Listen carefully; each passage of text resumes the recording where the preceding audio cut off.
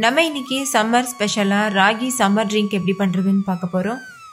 சர்க்கரை, வெல்லம், food colour இது எதுவுமே சேர்க்காம முழுக்க ஹெல்த்தியான ஒரு ரெசிபி பண்ண போகிறோம். இது நீங்கள் சில்லுன்னு குடிக்கும்போது ரொம்பவே டேஸ்டியாக இருக்கும். இந்த சம்மருக்கு ஒரு ட்ரீட்டாக இருக்கும். ஸோ மிஸ் பண்ணிடாமல் ட்ரை பண்ணி பாருங்கள். ஹாய் ஃப்ரெண்ட்ஸ், என் பேர் Abhi. Welcome to Indian recipes Tamil. வீடியோக்குள்ள போகிறதுக்கு முன்னாடி நம்ம சேனல் இந்தியன் ரெசிபீஸ் தமிழை சப்ஸ்கிரைப் பண்ணிக்கோங்க. கூடவே இருக்க பெல் சிம்பலையும் கிளிக் பண்ணிக்கோங்க.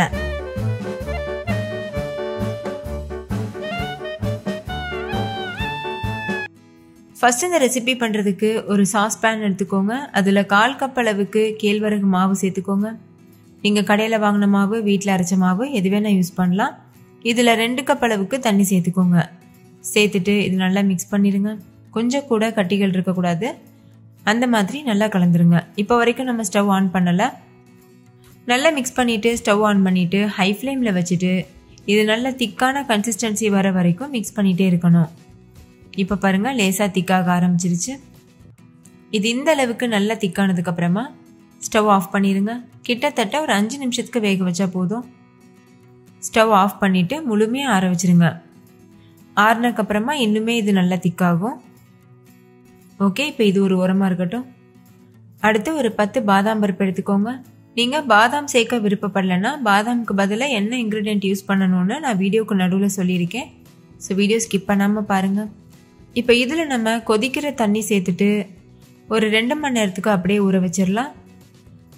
இன்னொரு பக்கம் 2 டேபிள் ஸ்பூன் சப்ஜா விதை எடுத்திருக்கேன். அதில் நார்மல் தண்ணி சேர்த்துட்டு அப்படியே ஊற வச்சுருங்க. இது நல்லா உப்பி வர வரைக்கும் ஊற வச்சுருங்க. பாதாமில் எதுக்காக நம்ம சுடுதண்ணி சேர்த்துருக்கோம்னா அப்போ தான் அது தோல் நல்லா ரிமூவ் பண்ண முடியும். அதே மாதிரி ஒரு 10லேருந்து 12 பேரிச்சம்பளம் எடுத்துக்கோங்க. இதுலேயும் சுடுதண்ணி சேர்த்துட்டு ஒரு 2 மணி நேரத்துக்கு ஊற வச்சுருங்க. இப்போ இதெல்லாம் ஊறட்டும். இப்போ பாருங்கள், 2 மணி நேரம் கிட்ட ஆயிருக்கு. பேரிச்சம்பளம் நல்லா சாஃப்டாக ஊறியிருக்கு. இன்னொரு பக்கம் பாதாமும் நல்லா ஊறியிருக்கு. இதுலேருந்து தோலை ரிமூவ் பண்ணிடுங்க. பாருங்கள், இந்த மாதிரி. நம்ம எதுக்காக பாதாமையும் பேரிச்சம்பளத்தையும் தனித்தனியாக ஊற வச்சுருக்கோம்னா, பாதாம் ஊற வச்ச தண்ணியை நம்ம ரெசிபீஸில் யூஸ் பண்ணக்கூடாது. ஆனால் பேரிச்சம்பளம் ஊற வச்ச தண்ணியை நம்ம ரெசிபீஸில் யூஸ் பண்ணலாம். அதுக்காக தான் தனித்தனியாக யூஸ் பண்ணியிருக்கோம். இந்த மாதிரி மீதி இருக்க எல்லா பாதாமையும் உரிச்சாச்சு. இன்னொரு பக்கம் சப்ஜா விதையும் நல்லா உப்பி வந்திருக்கு பாருங்கள். சப்ஜா விதை ஒரு 5-10 நிமிஷத்துலேயே நல்லா ஊறிடும். சப்ஜாக்கு பதிலாக நீங்கள் சியா சீட்ஸ் கூட யூஸ் பண்ணிக்கலாம். அடுத்து நம்மளுக்கு தேவையான பொருள் பீட்ரூட் ஜூஸ். நான் ஒரு முழு பீட்ரூட் எடுத்து தோல் சீவிட்டு பொடியாக கட் பண்ணி மிக்சியில் போட்டு தண்ணி ஊற்றி அரைச்சிட்டு வடிகட்டி எடுத்து வச்சுருக்கேன்.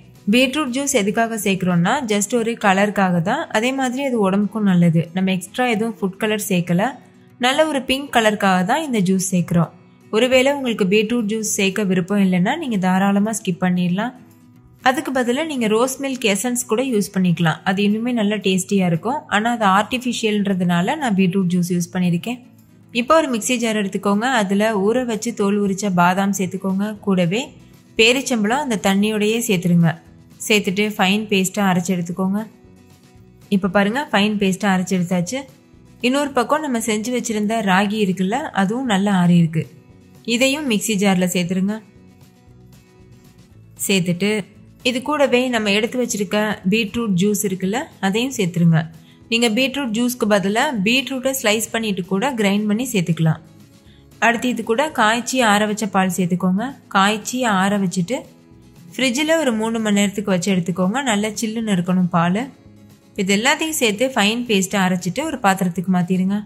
மொத்தமாக நான் 3 கப் அளவுக்கு பால் சேர்த்துருக்கேன். உங்களுக்கு எந்த அளவுக்கு பால் வேணுமோ நீங்கள் அந்த அளவுக்கு சேர்த்துக்கலாம். அதே மாதிரி இனிப்பு அதிகமாகவோ குறைவாகவோ சேர்த்துக்கலாம். அரைக்கும் போது 2 கப் அளவு பால் சேர்த்துருந்தேன். இப்போ 1 கப் சேர்த்துருக்கேன். ஃபைனலாக இதில் ஊற வச்ச சப்ஜா விதைகள் சேர்த்து நல்லா மிக்ஸ் பண்ணிவிட்டு சர்வ் பண்ணிடுங்க. அதே மாதிரி உங்களுக்கு இனிப்பு நிறைய வேணும்னா நீங்கள் இன்னும் கொஞ்சம் கூட அதிகமாக டேட்ஸ் சேர்த்துக்கலாம். அவ்வளோதான். ரொம்ப ஆரோக்கியமான, ரொம்ப டேஸ்டியான ராகி சம்மர் ட்ரிங்க் சூப்பராக தயாராகிடுச்சு. இதை நீங்கள் சின்ன குழந்தைங்கள்லேருந்து பெரியவங்க வரைக்கும் தாராளமாக கொடுக்கலாம். ரொம்ப என்ஜாய் பண்ணி கேட்டு வாங்கி சாப்பிடுவாங்க. சில்லுன்னு ஏதாவது குடிக்கணும் போல் இருக்கும்போது இந்த மாதிரி ஹெல்த்தியான ட்ரிங்க் செஞ்சு கொடுங்க.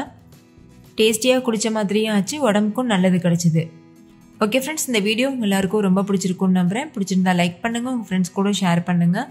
கண்டிப்பாக நீங்களும் செஞ்சு பார்த்துட்டு டேஸ்ட் எப்படி இருந்ததுன்னு கமெண்ட்டில் சொல்லுங்கள். தேங்க்யூ, பாய்.